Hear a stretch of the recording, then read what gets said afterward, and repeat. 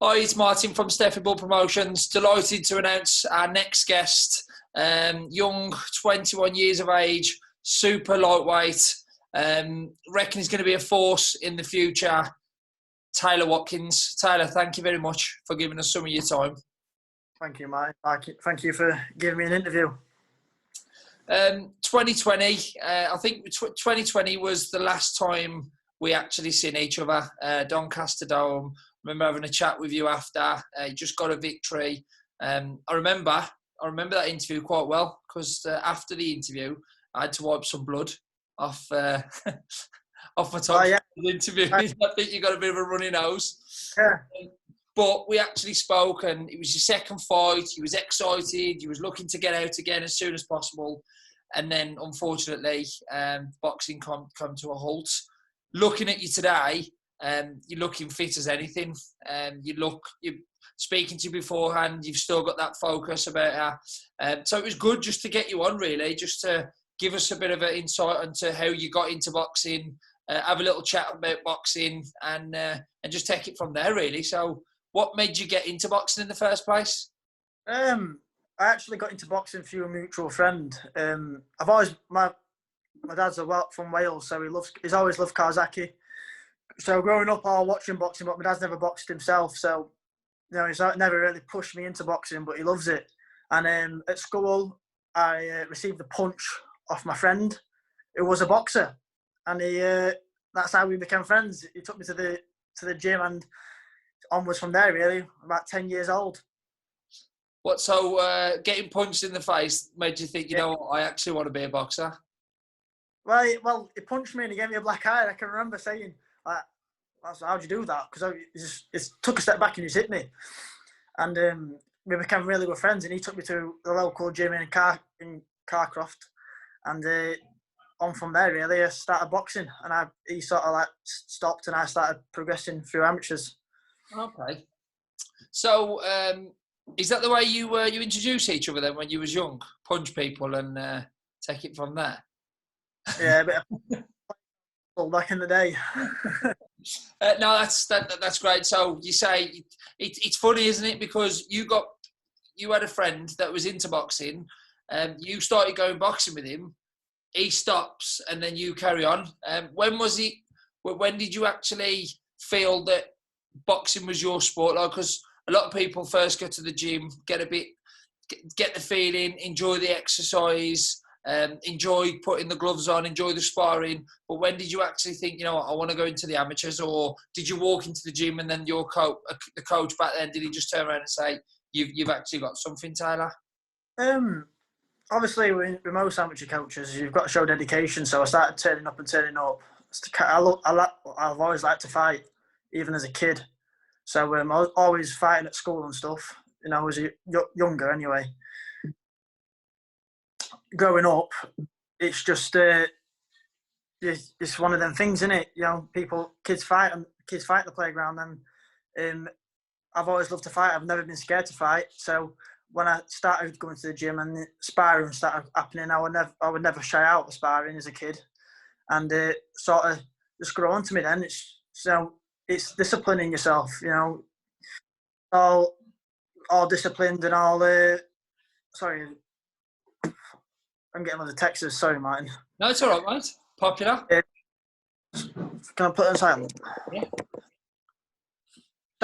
So people start sparring and start progressing there, because obviously it's quite an intimidating place if you're new to a boxing club. You're getting in there and there's people throwing punches at you. It's either makes you or breaks you. Some kids like it and some kids don't, and obviously there's a odd percentage of us that like to get punched in the face. No, definitely. It's refreshing seeing a 21-year-old like yourself still in the gym, because in the boxing, what I've learned in boxing is there's an age bracket. So from the age of when someone gets into boxing, they go into boxing from young, and then they get to around about 15, 16, 17, and then some can go hiding for around about 3. Me, actually, I went after my last championships. I went away with my mates when I was 16, and I fought at 53 kilograms. So bantamweight. Well, I was really, really skinny. And going away with your mates, who's obviously they were lifting weights, it sort of, I didn't feel comfortable with myself. So I stopped boxing for a good 2 or 3 years. I was packed in. And it was a bit of a shock to my amateur coach at the time, because he was saying to me, what you're doing, it's a waste of a talent. And I just gone to semi-finals as well of the National England Championships, and lost to the champion. So, he's saying, let's build on it. And I just said I wasn't bothered. And it took me 2 or 3 years, to get back into it. I got back into it at 18, and then I turned professional at 19. So it took me to get away from boxing to realise how much I missed it to come back. That's what they say, don't they? Sometimes you've got to give up something to Yeah. really. You never realise how much you miss something until it's gone. Yeah, but for you to be sitting here now, after the year we've just had, it's got to be refreshing for Steffi, for Ray, Latif, for them to still see that you've gone a year without fighting. There's been, let's be perfectly honest, there's been nothing to keep you motivated apart from going in the gym and learning and still learning tricks of the trade, and having people like your team, like Ray, Latif, you've got Steffi, Terry, that can only be unbelievable for a young lad like yourself. So moving in from the amateurs, what made you think you could turn pro?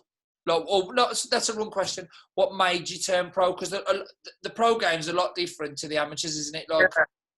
It's been a big step up, really, because I'm very much an amateur stylish even now. Even though we're trying to have 2 professional fights, it's took a lot of time and a lot of effort from Ray and Steffi's behalf to convert me from that amateur style to the professional style. But I don't know. It's just one of them things when people say, do you want to go professional? And you think, professional sportsman, sounds all right. You take it. So I could have gone back amateur. Don't get me wrong, but I didn't fancy it. I didn't fancy the amateur style. I didn't fancy. Obviously, we're professional. That's where you want to be. That's where you can make it, and that's where the money is as well. Suits getting paid, and getting punched in the face. Mate, when Steffi puts them shows on at Donny Dome, I remember, as I said, I remember interviewing you on your last fight. You was absolutely buzzing. Literally, you was buzzing, and you could tell, and you could just tell that you've achieved something. You've actually achieved something that not many people can do. A professional fighter, Doncaster Dome, a victory. It was just unreal. But it's we keep going back to last year. It was a terrible year. But for you to stay in the gym, beginning of this year, what you got through the nerves last year. You probably had nerves. I think everybody will have nerves. You've got through all that. So when it comes to your next fight and then the fight after that, the year off that you've just had will prove to be invaluable for yourself, because you've been in the gym learning stuff that you probably wouldn't have learned before. Because last year, if there wasn't any virus, you'd have probably had 2-3 fights. And exactly. So it's like we were saying to Steffi, we've taken this time now to learn. There's no pressure, there's no mate waking. So I've just been comfortable at my weight. I'm not crash dieting. I'm not, trying to burn calories off, trying to make a weight. So I've had more time to learn the technical things and stuff, in the gym. Even if it's just technical sparring, just throwing your jab, it's just bringing it back to the basics. We're spending more time not trying to get the rounds in to get fit or trying to get fighting fit. We've spent this time preparing for when we do come back, that I'll be more technically sound, be more comfortable in the ring, But it sounds bad, but I'm probably in better shape now than I was when I was in February.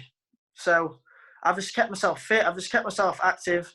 It's hard times for everybody, really, and mentally, I like being in the gym. So I like the atmosphere. I like the crack. I didn't enjoy the first 3-month lockdown. It's only until Steffi said, because I'm a professional fighter, I can come back into the gym. Loving it then. but since May, I've been in the gym. I've not really had a time off, and especially now, Gav's got a fight coming up too. You know, Gav's gonna have a fight now. I'm gonna stay in the monster in the gym now because I want him to do well. So I'm gonna jump in camp with him. No, that's fantastic. The thing is, like, we can go on to your gym log. It's absolutely flying. You've got, like you just said, you've got Gav just signed for MTK, going for a European title. You've got, unfortunately, Lee. It's going to be rearranged.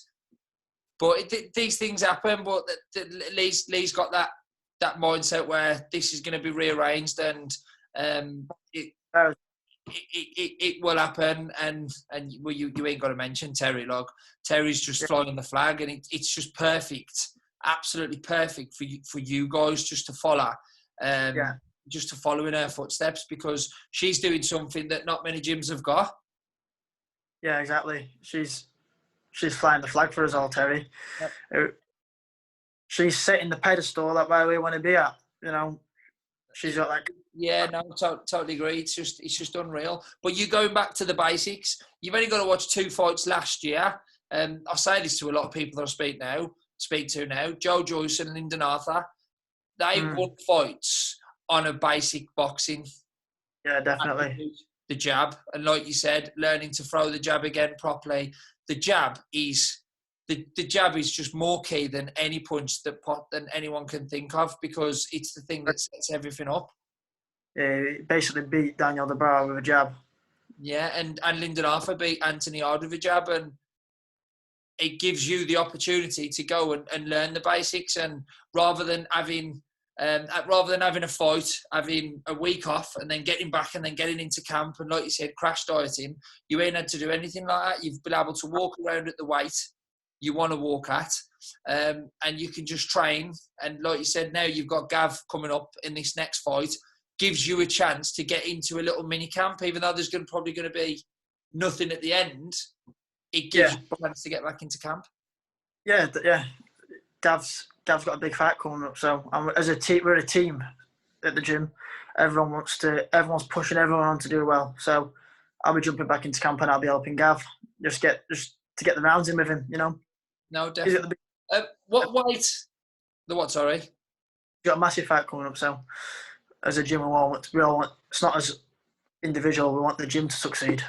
It's a family. I've never known a boxing gym like it. If I'm being honest, like it's a family. Whenever I've been to the shows, it's just been nothing but unreal. And long may it continue. So, what weight do you see yourself carrying on to? Can you see yourself settling down at super light, or? Well, me and Steffi keep talking about this because I reckon I could do 9 stone 9, which is lightweight. But he don't think I could, because my last fight, I don't eat rubbish. I always eat clean, but I've never dieted properly. So I never had a nutritionist come on board and help me diet. I can just make the weight. I can about 10 stone 3 last time, so I'm losing just over a stone. But I did it by myself. So if I had that extra support, I think I could make 10 stone. And that's 10 stone 3, putting on, like, eating on a full belly on day of weighing. So that's not even starving myself. But if I had a proper nutritionist, I reckon I could do 9 stone 9. Are you looking to go in the lightweight division so you can fight the likes of Devin Haney and all them, like, really? Yeah, the money's there. We're having the money. Is that the call out to Eddie? Is that Eddie? That's it. Like, there's a new lightweight in town. Lightweight Eddie's roster, which I wouldn't turn down if they got offered to me. No, that's great news. Looking at some of the what? Sorry, a good division lightweight at the minute. I've never known a division like it, Tara. Literally, in all the time while I've been watching boxing, never really known a division that's got so many good fighters at that weight. And there's fighters such as people like Lomachenko's not getting mentioned, which is just absolutely crazy. And you got Linares. He's coming back into the lightweight division because he stepped up, didn't he, in his last fight? So, Adrian, he's coming back into the division, isn't he? He's lost all that weight. Yeah. So I've seen on his social media that he's coming back down to lightweight. So it's the place to be, and it really is the place to be. But like you said, you and Steffi will know exactly where Well, to be fair, Steph will know exactly where he wants you because that's what he does. In the gym, you've got people like yourself. You got Connor. You've got Jack. What's it like training with because you got the experienced lads. You got like the Gav. You got Terry. You got Lee. You got Joyce. Do you follow do you Connor, Jack? Do you all kind of thrive off each other with you being too young? Yes and no. So obviously, we learn from the older ones. Well, I'd say older ones, more experienced ones, the ones that are more experienced and more knowledgeable in the game. So you pick up a lot of things inspiring, and you can use them. Obviously, if I'm picking something off a Gav, I can't use it on Gav because I picked it up from him, so he knows. So if it's like a little shot to the body, pick it up from Gav, and then I can try it on Jack because we're at that same level. So it's it's like he's a bit of a buzz. Obviously, Connor's a bit smaller than me, and he's a flyweight, so we don't really spar me. Because you've got like engines as well. So like if you're having a bad day and you look at Connor and Connor's like in his exercise, he's absolutely flying. So that's something I'm thinking, I need to keep up with him because the youngsters. Yeah, you're pushing on each other. Yeah, there's a bit competitive side to it. Yeah. Yeah, that's what I was trying to say. Like it's unbelievable. Moving into the potential fights. So you fought at Donny Dome now. Are there any other venues that you'd love to fight at? I said this to you. We said this last time, didn't we? I can remember speaking about it last time. I would like to fight at the Magna Centre. That's what. Yeah, that was why I brought it up. Yeah, I like to fight there. I went to watch Anthony fight for the IBO Continental. I can remember him walking out, and there's all the fires going off, and people coming out with all the acrobats and stuff. Fight and fire girls. And I thought this would be really good. And it's a bit like a away day for my fans as well. We can all go over there and then come back into Doncaster. Yeah. So it is a great venue, and the and Metrodome. Yeah, that's the same sort of venue style. I would like to fight everywhere. It's experience. But I think Steffi wants me to fight at Donny Dome. He wants to start fighting there, but I fight anywhere as long as my fans can get there. Yeah. Have you been speaking to your sponsors while you've been off the past year or so? Have they been up with you? Obviously, when things go back to normal, all my sponsors will come back on board. I've picked up one or two more as well. So along the way, some people have reached out to me, so I'm going to help them out as well. Once things go back to normal, I would never take money off people right now. Not in this time. So when I've got a fight coming up and things are back to normal, then our sponsors will start off as they left them. And if there's anybody watching now that is looking to sponsor a young fighter, what would you be able to bring? Apart from looks. I've got the looks, I've got the charms, I can bring anything. But, my social media platform, obviously, on Instagram, I've got a few accounts, I've got a few followers on Instagram. My Facebook account, I've got near enough half a Doncaster on my Facebook, I think. So, ranging from all ages, businessmen. So I can get you out there. If you're a local business wanting to start up, good promotion for you. If you want promotion, I can push it for you, either on Instagram or on Facebook. Okay, so good social media platform. Thoughts as well. So, you get a free T-shirt, Team Watkins T-shirt. Supply you with one of them as well. I like it. You've got the business head. I can see you got the business head. What do you do for a living, apart from box? So we work in the construction industry. Work up with my old man. He's got a construction business. So I take it you've been doing that in your in the spare time. We're still grafting away. Yeah, no, fair play to you. Not in the business to call out for domestic fighters at all.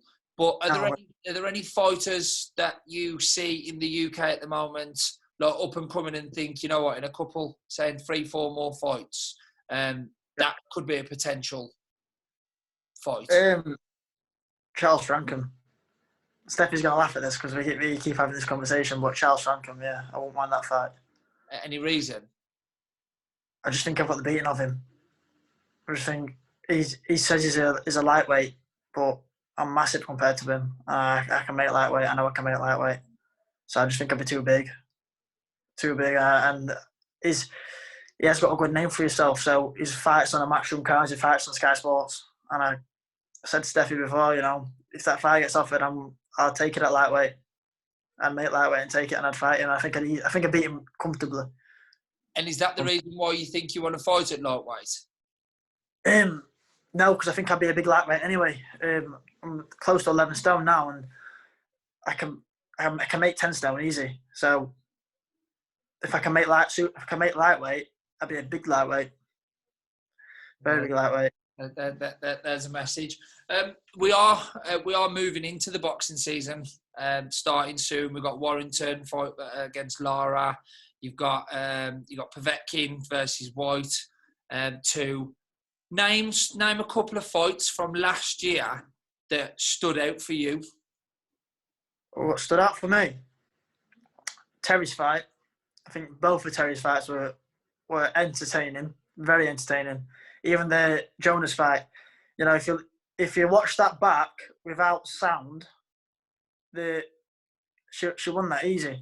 It was just the commentary on it that night were very biased towards Jonas, but it was a very entertaining fight. I thought Cheeseman fight against Sam Eggington, that were a good fight as well. And Dubois and Daniel Dubois and Joe Joyce, I enjoyed that fight. That was a really good fight. Was you not? I watched the Joyce fight, and I was gobsmacked about how good Joyce. No, that's a lot because I had Joyce to beat Dubois, but how good it was that he completely nullified anything Dubois done. You know what? I've always been a fan of Joe Joyce. I watched him in the when he went to Olympics and he got silver medal, and there was like Kazakhstani kid and he was braying him with right hands over top, and he stood still and he kept coming for 3 rounds.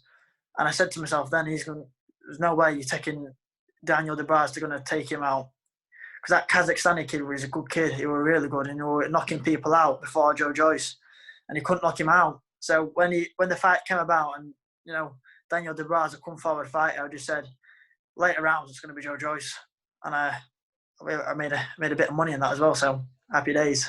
Yeah. And then the week after, you had Arthur versus Yard. Another fight? Yeah, I said Lyndon Arthur as well, but I didn't put any money in that one, which I was gutted about. But I said Lyndon Arthur were going to beat him on points. I could have had Lyndon Arthur for a knockout later on, but obviously Anthony Yard got beat on points. But I thought Lyndon Arthur boxed brilliant at that fight. Yeah, I remember some part of that fight when I think Tunde turned around to Yard and went, I don't think he can throw his right hand. And then I think Yard come out, and then I think Lyndon Arthur hit him with one shot in his... and I think Yard must have thought, well, he can hit with that hand. But I think he's had an operation since. Oh, Lyndon Arthur? Yeah, he's had an operation on his shoulder, so he did have a real problem. So it just shows even more. I think when boxers can fight through that pain threshold, look at Terry against Thunders. Yeah, I don't know how Terry did that, to be fair. Because I broke my hand in my first fight, and the pain, I can't tell you how much it hurts. But Terry did it, and she ended up knocking the girl out as well. So it's a win-win. Taylor, I'll cry when I stub my toe, so never mind if I broke my hand in a fight.